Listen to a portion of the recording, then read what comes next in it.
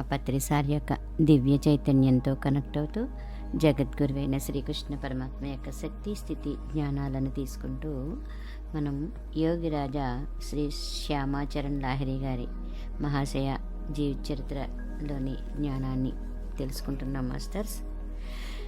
శరణాగతులైన భక్తుల మీద యోగిరాజులకు అపారమైన కృప ఉండేది.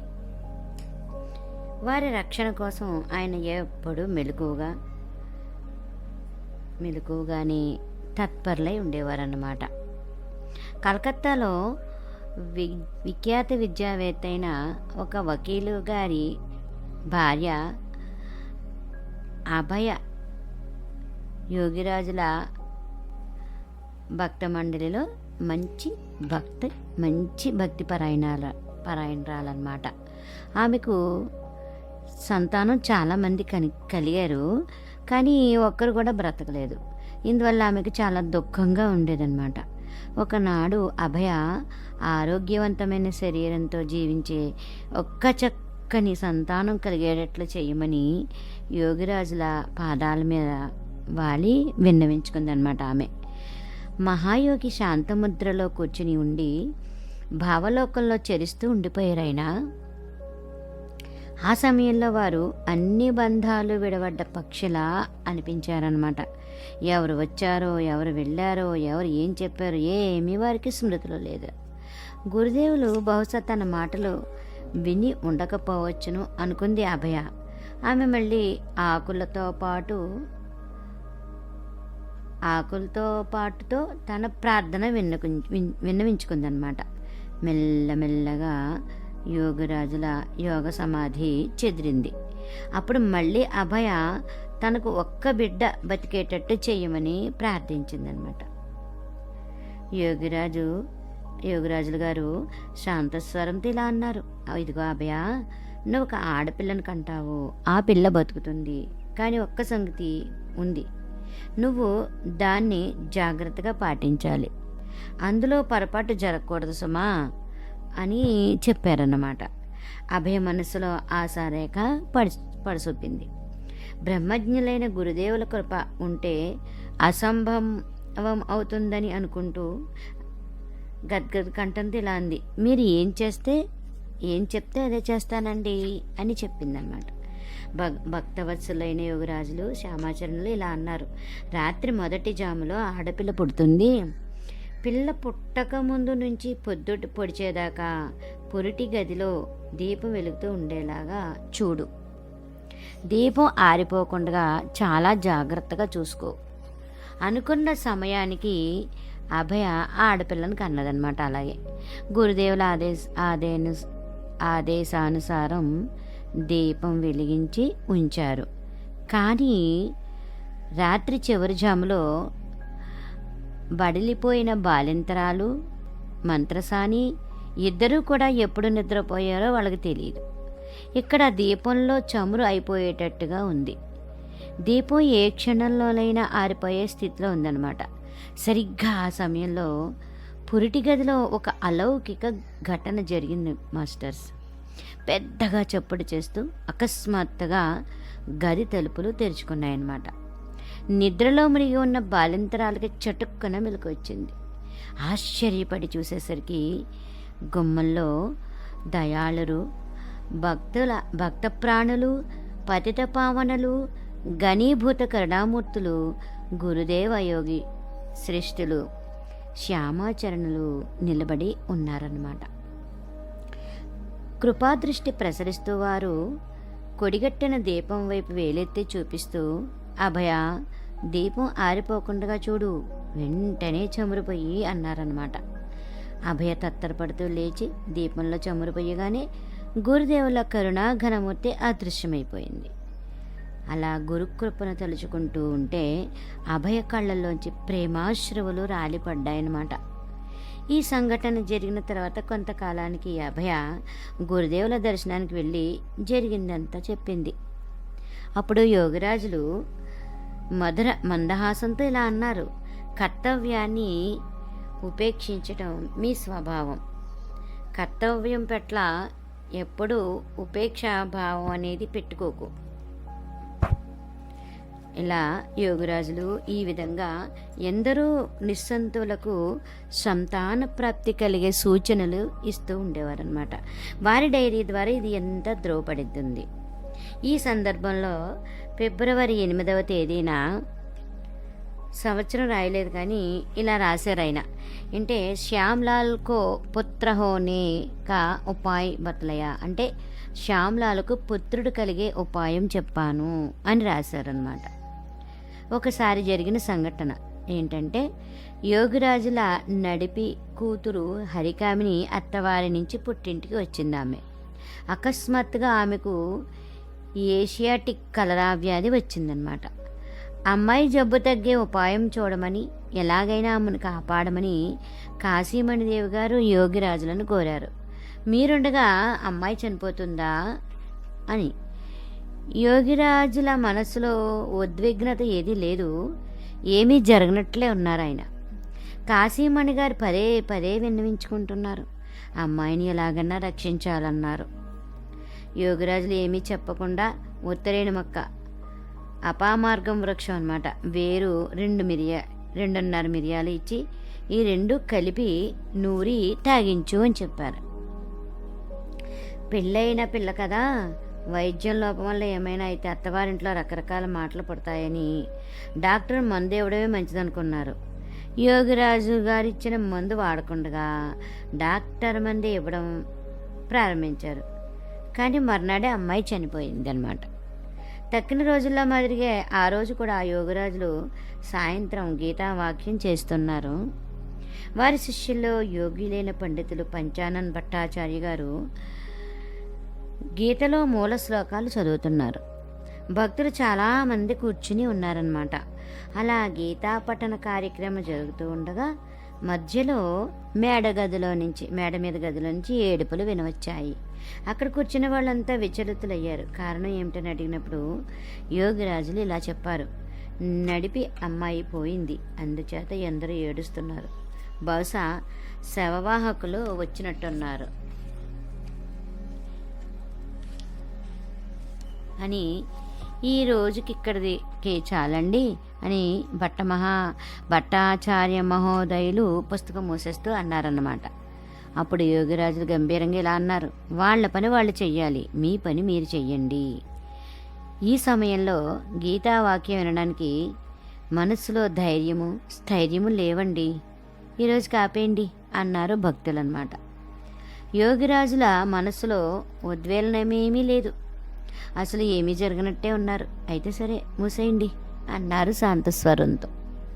మర్నాడు యోగిరాజుల బావమరిది రాజాచంద్ర సన్యాల్ గారు వచ్చి యోగిరాజులను అడిగారు, ఆప్తలు చనిపోయినప్పుడు కానీ, వియోగం కలిగినప్పుడు కానీ సామాన్య వ్యక్తికి దుఃఖం కలిగినట్లు మీకు కూడా కలుగుతుందా అని ప్రశ్నించారు. యోగిరాజుల చిరునవ్వుతో ఇలా అన్నారు, దుఃఖమైతే అందరికీ కలుగుతుంది, కానీ జ్ఞాని అయిన వ్యక్తి విషయంలో కొంచెం తేడా ఉంటుంది. గట్టిగా ఉన్న చోట రాతిగోలితో గట్టిగా కొట్టండి, అది ఎగురుతూ దూరానికి వెళ్ళి పడుతుంది.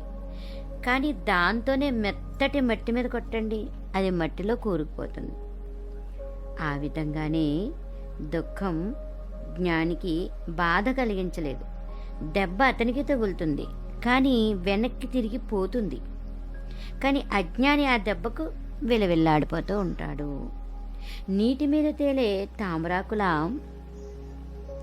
సంసార జీవనం గడుపుతూ ఈ మహాగృహస్థయోగి దుఃఖాలు, క్లేశాలు, కష్టాలు కలిగినప్పుడు ఎంతో సహజంగా నిర్లిప్తంగా ఉంటూ ఉండేవారన్నమాట.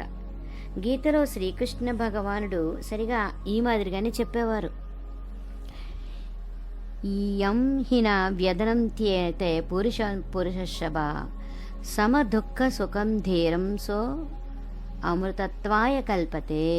అంటే సమస్త సుఖ దుఃఖాల్లోనూ వ్యధ చెందకుండా ఉండే ధైర్యవంతుడికి అమరత్వం, శాశ్వతానందం సిద్ధిస్తాయి అని చెప్పారనమాట. అలాగే యోగిరాజులు ప్రతిరోజు సాయంకాలాలప్పుడు గంగా ఒడ్డున రాణామహల్ ఘట్టంలో తిరగడానికి వెళ్తూ ఉండేవారనమాట. ఆయన గంగా ఒడ్డున అక్కడే కృష్ణారాముడనే భక్తుడి ఇల్లు ఉందన్నమాట. కొద్ది రోజులు కాసేపు అలా తిరిగి వచ్చి కృష్ణారాముడి ఇంటి వసారాలు కూర్చుంటూ ఉండేవారు ఆయన. గీతను గురించి రకరకాల వ్యాఖ్యానాలు చేస్తూ ఉండేవారనమాట. ఆ తర్వాత చీకటి పడకముందే ఇంటికి తిరిగి వెళ్ళి బైరఖానాలో కూర్చుని భక్తులకు ఉపదేశం చేస్తూ ఉండేవారు. రాత్రి 9 అయ్యేసరికి భక్తులందరూ ఇళ్ళకి వెళ్ళిపోయేవారు. ఈ ప్రకారంగా భక్తులకు ఉపదేశం చేస్తుండే సమయంలో వారు అప్పుడప్పుడు చేతులు జోడించి నెత్తి మీద ఆనించి నమస్కారం చేస్తున్నట్లుగా కనిపించేదన్నమాట వారికి. వారు ఉపదేశ సమయంలో మధ్య మధ్యలో ఇలా ఎందుకు చేస్తూ ఉంటారో అక్కడ కూర్చున్న వారు ఎవరికి తెలిసేది కూడా కాదనమాట. అడగడానికి ఎవరికి సాహసమూ లేదు. ఈ విధంగా భక్తుల్లో కుతూహలం మెల్లగా పెరుగుతూ వచ్చింది. ఒకనాడు వారు అలా ఉపదేశం చేస్తూ హఠాత్తుగా నమస్కారం పెట్టినప్పుడు ఒక అతను చటుక్కున బయటకు వచ్చి చూశాడు. యోగిరాజుల భక్తుడు అక్కడు బయట వసారాలో సాష్టాంగ ప్రణామం చేస్తూ ఉండడం కనిపించింది. ఆయన ప్రణామాన్ని యోగిరాజులు స్వీకరిస్తున్నారని అప్పుడు అర్థమైందనమాట ఆయనకి. ఇంట్లోంచి బయటకు చూడడానికి అవకాశం ఏమీ లేదు. మరి ఈ విధంగా ఎవరైనా బయటి నుంచే ప్రణామం చేస్తున్నప్పుడు యోగిరాజులు ప్రతి నమస్కారం చేస్తున్నారన్నమాట అని అర్థమైంది వాళ్ళందరికీ.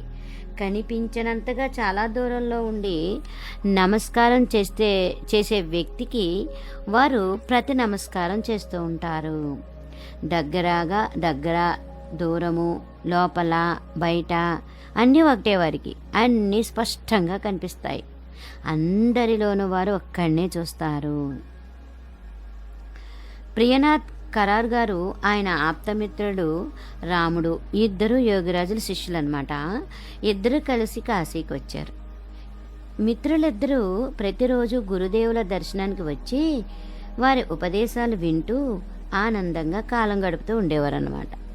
అలా జరుగుతూ ఉండగా ఒకసారి రాముడికి కలరా వ్యాధి సోకింది. అందులోనూ ఏషియాటిక్ కలరా. ఈ పరిస్థితిలో పరాయి చోట ప్రియనాథులు చాలా చింతలో మునిగిపోయారు. ఏం చేయాలో తోచలేదు. తిన్నగా గురుదేవుల సన్నిధికి పరిగెత్తారు.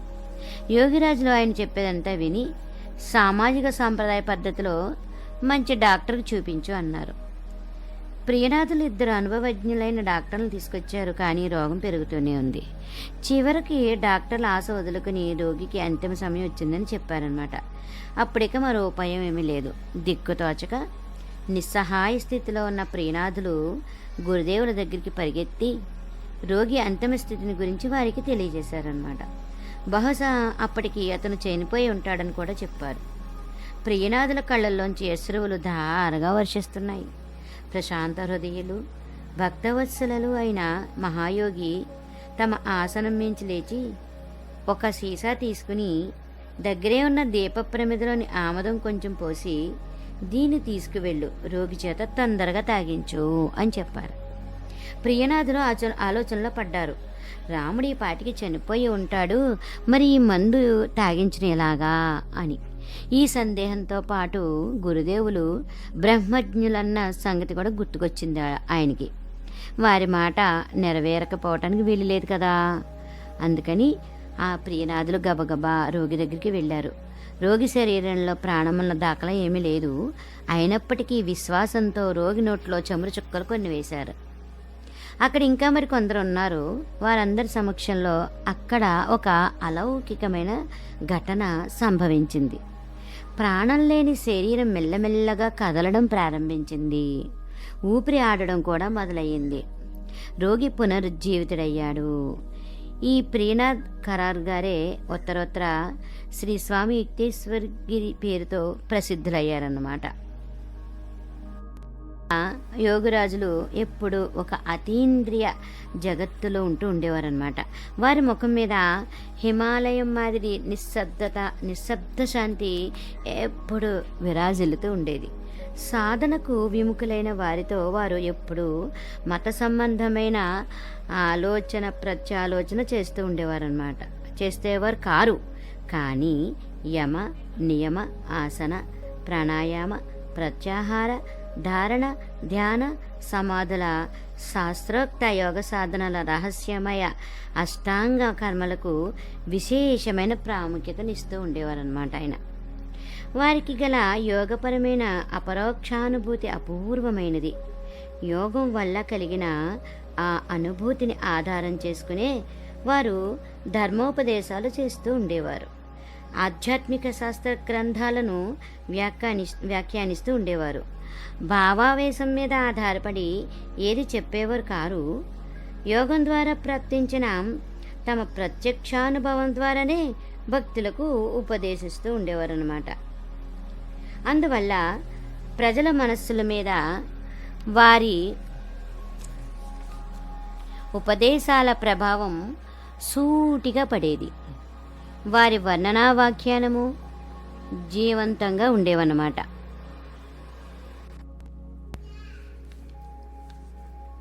క్రియ ద్వారా ప్రత్యక్ష అనుభూతిని పొందండి, మెల్లమెల్లగా పరమాత్మతో సాయుధ్యం పొందండి అని అనేవారన్నమాట ఆయన. ఇదే మానవ జీవనానికి శ్రేష్టమైన సంపద. ధ్యాన, ధారణ, సమాధులు సాధించనిదే ఆత్మజగత్తులోని సూక్ష్మాతి సూక్ష్మమైన పరమాత్మ సంబంధమైన తత్వ ప్రదేశాల్లోకి ప్రవేశం కలగదు. ఇలా చెప్పేవారనమాట ఆయన. ఇదే వారి ఉపదేశానికి మూల బిందువు. ప్రాణమే సమస్త శక్తులకు మూల సోతస్సని అంటూ ఉండేవారనమాట ఆయన. ప్రాణ సాధన చేస్తుంటే అన్ని సాధనలు సిద్ధిస్తాయి. ఈ ప్రాణానికి 3 అవస్థలున్నాయి. ఇది ఆద్యంతాల్లో స్థిరంగా ఉంటుంది, మధ్యలో చంచలంగా ఉంటుంది. ఆద్యంతాల స్థిరత ఒక అవస్థ, మధ్యలోని చంచలావస్థ రెండోది.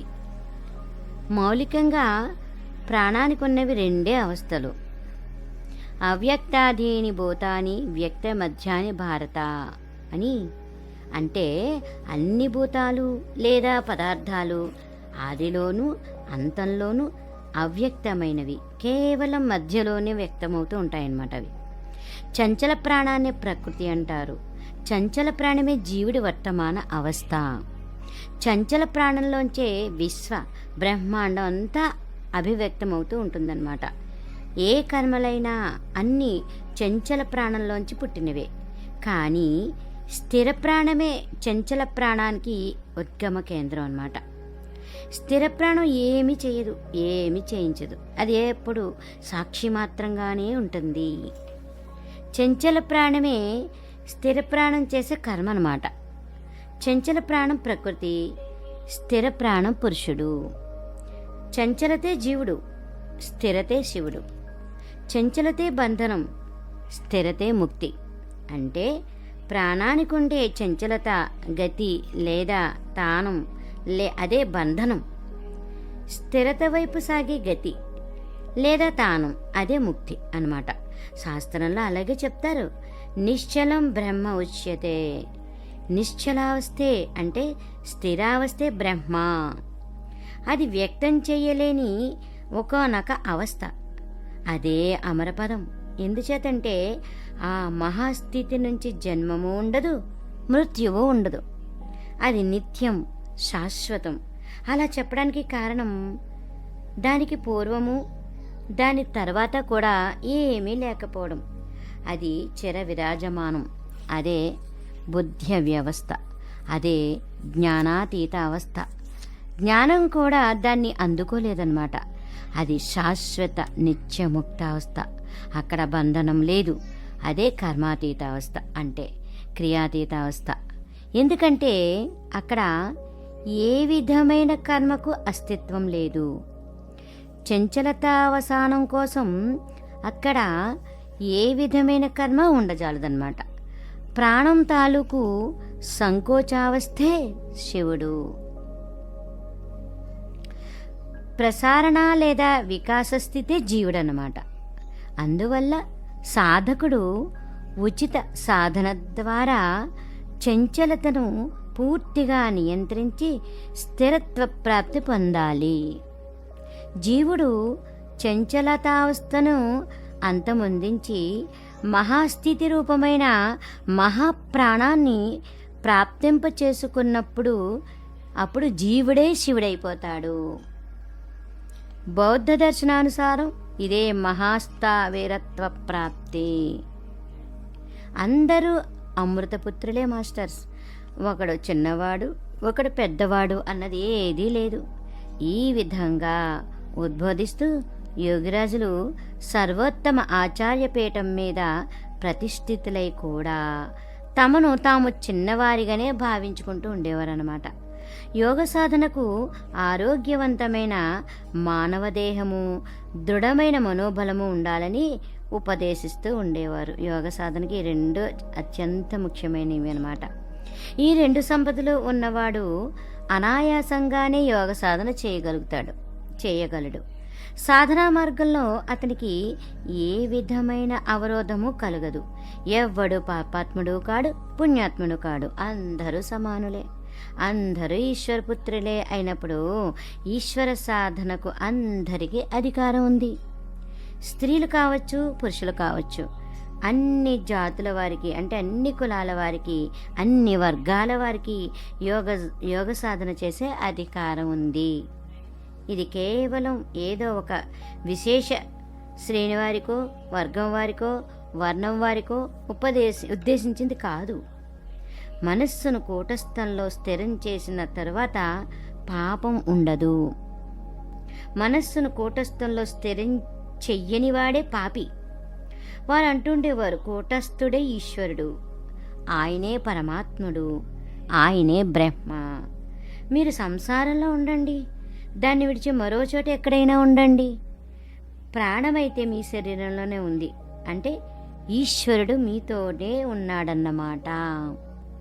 ఆయన లేకపోతే మీరు లేరు. మీ దేహంలో ప్రాణం చంచలమై ఉన్నంత వరకు మీరు జీవించి ఉంటారు. ఈ దేహం లోపలే అన్వేషించవలసిన ఉన్నప్పుడు సంసారాన్ని వదలవలసిన అవసరం ఏముంది?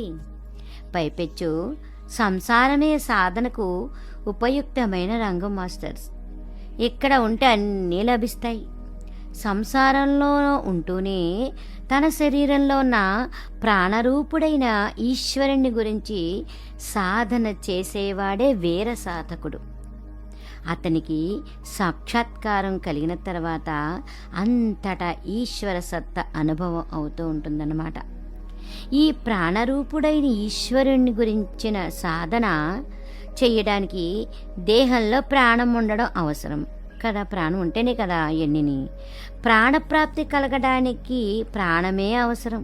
అవును, ప్రాణం లేనిదే ప్రాణప్రాప్తి కూడా జరగదు. ప్రాణం ద్వారా ప్రాణాన్ని పూజించడం లేదా సేవించడం చేయవలసి వస్తుందన్నమాట. బయట ఉన్న ఏ ఇతర వస్తువుల ద్వారానూ ప్రాణపూజ లేదా సేవ సంభవం కాదు. ఇక్కడ మీరు చూస్తున్నదంతా ప్రాణమే. ప్రాణం కానిది ఏదీ లేదు. అదే బ్రహ్మ విష్ణు మహేశ్వరులు అన్నమాట. అదే దుర్గా కాళీ జగద్ధాత్రిను.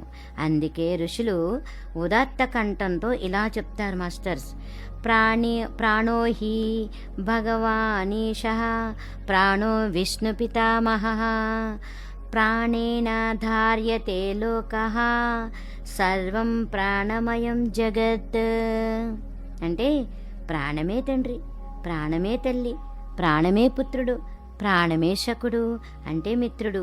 అందుకే ఋషులిలా అన్నారు, పితాహ వై ప్రాణః మాతాహ వై ప్రాణః పుత్రాహ వై ప్రాణః ఆచార్యః వై ప్రాణః అని ఉపనిషత్ వాక్యాలన్నమాట. ప్రాణం నుంచే ప్రాణం పుడుతుంది. ప్రాణమే అవస్థానం, ప్రాణమే ధర్మం. ఎందుకంటే అన్నిటినీ ధరించేది ప్రాణమే కనుక. ధర్మశబ్దం ధృ అనే ధాతువు నుంచి పుడుతుంది. ధృ అంటే ధరించడం అని అర్థం. ప్రాణమే కర్మ. ప్రాణం లేనిదే ఏ కార్యము నెరవేరదు కదా. ఆ ప్రాణమే జీవుడు. అది చంచలం కావడం వల్లనే జీవుడిలో జీవముంది. ప్రాణమే శివుడు. ఆయనే నిధనకర్త అంటే నాశనకర్త కావడం వల్ల ప్రాణమే దుర్గ. దేహరూపమైన దుర్గం అంటే కోటలో నివసిస్తూ, దేహంలో నివసిస్తూ అన్ని రకాల దుర్గతులను నశింపచేస్తుంది కాబట్టి ఆమె ఈ దేహంలోనూ బయట అంతటా కూడా విరాజిల్లుతూ ఉంది. ఆమె సర్వదర్శి. అందువల్ల మనుష్యుడి దగ్గర నుంచి పక్షి కీటకాల వరకు స్థావర జంగమాలన్నీ ఉపాసించవలసింది. వాటికి ధర్మమైనది కూడా ప్రాణమే. దేవతలందరూ ఉపాసించవలసింది ఈ ప్రాణాన్ని. హిందూ, ముసల్మాన్, క్రైస్తవాదులతో సహా అన్ని మతాల వాళ్ళు మొదలు అన్ని రకాల ఇతర ప్రాణుల వరకు ఉపాసించవలసింది ప్రాణరూపుడైన ఈశ్వరుణ్ణి. ప్రాణం ఉండడం వల్లనే ఇంద్రియాలు, అంగప్రత్యంగాలు, మనస్సు, బుద్ధి, అహంకారం మొదలైనవన్నీ ఉన్నాయి. అందువల్ల మీరందరూ మీ మీ ప్రాణాలను ప్రేమించండి, దాన్ని సేవించండి, దాన్ని ఉపాసించండి, ప్రాణం శరణు పొందండి. అలా చేసినప్పుడు జగత్ ప్రాణాన్ని ప్రేమించగలుగుతూ ఉంటారన్నమాట. అన్ని జీవుల మీద ప్రేమ కలుగుతూ ఉంటుంది. అదే ప్రేమకు మూల సూత్రం మాస్టర్స్. అదే అన్నిటికీ అధిపతి లేక యజమాని. ఇందుకే దాన్ని విశ్వపతి అని కూడా అంటారు. అందుకని దాన్ని ప్రేమించండి, అన్నిటి ప్రాణాలను సేవించండి. అంటే శ్వాస ప్రశ్వాస రూపమైన అవిరామ కర్మ అంటే ప్రాణకర్మ అంటే ప్రాణాయామం చెయ్యండి. అప్పుడే ప్రాణాన్ని ప్రాప్తింత చేసుకోగలుగుతారు. మీరు ప్రాణమే. ఆ ప్రాణం మీ వర్తమాన మీరును మూసిపెట్టి ఉంచిందన్నమాట. అదే మీ వర్తమాన మీరుకు విముక్తి కలిగించగలదు. అది తప్ప మరేది విముక్తి కలిగించలేదు. అలాంటి సాహసం దేనికి లేదు. ప్రాణమే బంధనకర్త, ప్రాణమే ముక్తిదాత. అందువలన యోగిరాజులు ఈ దేహంలోనే ఉంది అది, కానీ దానికోసం వెతికేవాళ్ళు, దాన్ని తెలుసుకునేవాళ్ళు ఎంతమంది ఉన్నారు అని ఆక్షేపిస్తూ ఉండేవారన్నమాట. బాహ్య ప్రాణాయామ రూపమైన శ్వాస ప్రశ్వాసల బహిర్ముఖ గతిని నియంత్రించి కేవలం అంతర్ముఖ గతి రూపమైన ప్రాణాయామాన్ని మాత్రం పొడిగించిన మీదట అన్ని రకాల కోరికలు నశించిపోతాయి. దానివల్ల జ్ఞానస్థితి కలుగుతుంది. అంటే పునరావర్తన బోధ కలుగుతుందన్నమాట. అలాంటి స్థితిలో దేహత్యాగం చేసిన తర్వాత తిరిగి వర్తమానావస్థలో జన్మ కలుగదు. పైపెచ్చు జీవన్ముక్తావస్థ కలుగుతుంది.